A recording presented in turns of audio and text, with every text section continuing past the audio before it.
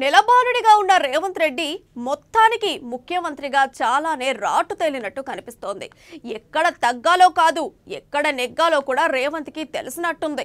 రాష్ట్ర ప్రయోజనాల కోసం కేంద్రం పెద్దలను కలుస్తూనే విభజన సమస్యలపై వినతులు ఇస్తున్నారు. స్టేట్ అభివృద్ధికి సెంట్రల్ సాయం కావాలని చెప్తూనే ముందుకు సాగుతున్నారు. రేవంత్ దూకుడికి రాహుల్ సైతం మద్దతుగా నిలుస్తున్నారు.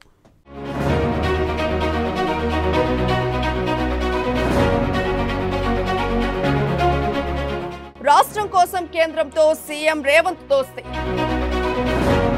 రాష్ట్ర అభివృద్ధి కోసం కేంద్ర పెద్దలను కలిసిన రేవంత్. సీఎం రేవంత్ కి సహకరిస్తున్న రాహుల్. రాష్ట్ర అభివృద్ధిలో రాజీ పడొద్దని సలహాలు. రాజకీయ కోణంతో ఆలోచించే గులాబీ బాస్. గతంలో ప్రధాని మోడీకి ఆహ్వానాలు పలకని కేసీఆర్.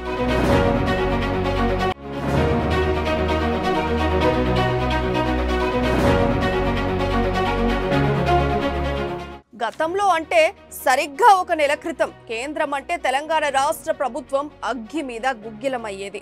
తాము ఎన్ని ప్రతిపాదనలు పంపినప్పటికీ కేంద్రం సహకరించడం లేదని ఆరోపించేది. బీఆర్ఎస్ నాయకులు ప్రధానమంత్రి నరేంద్ర మోడీని లక్ష్యంగా చేసుకుని విమర్శలు చేసేవారు.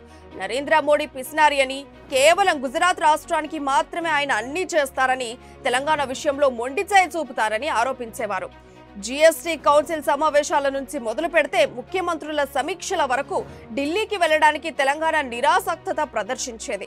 చివరికి ఆగస్టు 15 జనవరి 26 కి సంబంధించి ఢిల్లీలోని ఎర్రకోటలో నిర్వహించే స్వాతంత్ర్య గణతంత్ర వేడుకలకు రాష్ట్ర ప్రభుత్వం నుంచి శకటాలు కూడా పంపేది కాదు. అక్కడిదాకా ఎందుకు, కొన్ని కేంద్ర ప్రభుత్వ ప్రాయోజిత పథకాలకు సంబంధించిన రాష్ట్ర ప్రభుత్వం నుంచి ప్రతిపాదనలు కూడా అందజేసేది కాదు. ఫలితంగా అటు కేంద్రం ఇటు రాష్ట్ర ప్రభుత్వాల మధ్య పూడ్చలేనంత అఘాతం ఏర్పడింది.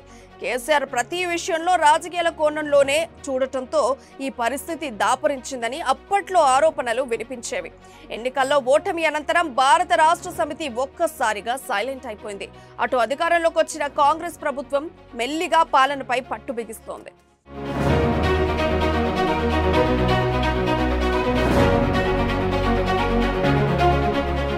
ఈ దేశంలో రాష్ట్రాల మీద పెత్తనం సాగించేది కేంద్రం కాబట్టి చాలా విషయాలు దాని ఆధీనంలోనే ఉంటాయి.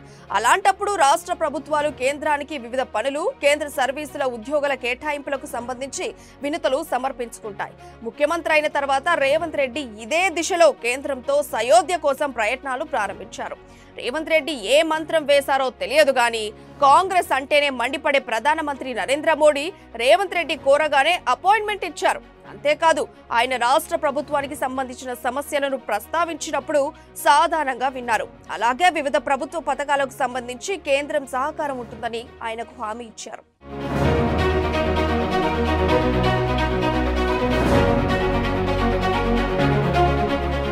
గతంలో తెలంగాణ రాష్ట్ర ముఖ్యమంత్రి తనను ఈ విధంగా కోరలేదని, ఎన్నికల సమయంలో మాత్రమే రాజకీయాలుంటాయని, తెలంగాణ రాష్ట్రానికి తమ సహకారం ఎల్లప్పుడూ ఉంటుందని ఆయన ప్రకటించారు. అంతేకాదు, కేంద్ర రక్షణ శాఖ మంత్రి రాజ్నాథ్ సింగ్ కూడా హైదరాబాద్లో ఉన్న రక్షణ శాఖకు సంబంధించిన భూముల బదలాయింపులకు కూడా ఓకే చెప్పారు.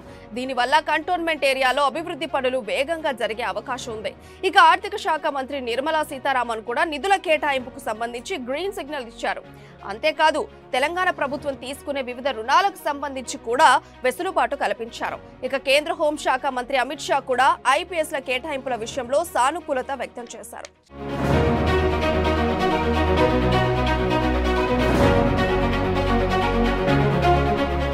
గతంలో తెలంగాణ ప్రభుత్వం తరఫు నుంచి కేంద్రానికి పెద్దగా ప్రతిపాదనలు వెళ్లేవి కాదని, ప్రధానమంత్రి రాష్ట్రానికి వచ్చినా ముఖ్యమంత్రి స్వాగతం పలికేవారు కాదని, పైగా ముఖ్యమంత్రి తెలంగాణ రాష్ట్రానికి వస్తే వినూత్న విధానాలలో నిరసనలు తెలిపే వాళ్ళని, కానీ అలాంటి పద్ధతులను తాను అవలంబించుకోవాలని అనుకోవటం లేదని రేవంత్ రెడ్డి పేర్కొన్నారు. రాష్ట్రానికి కేంద్రం సహకారం అవసరం కాబట్టి బీజేపీతో తమకు రాజకీయ వైరుధ్యం ఉన్నప్పటికీ దానిని ఎన్నికల సమయం వరకే చూస్తామని రేవంత్ రెడ్డి వివరించారు.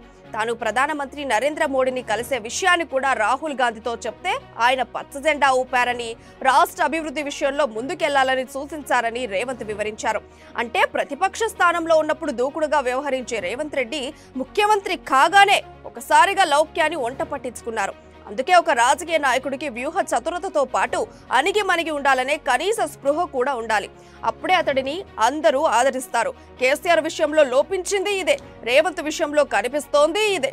అంటే నెల రోజుల పాలనలోనే అలా ఎలా సాధ్యమవుతుంది అనే ప్రశ్న ఇక్కడ ఉత్పన్నం కావచ్చు.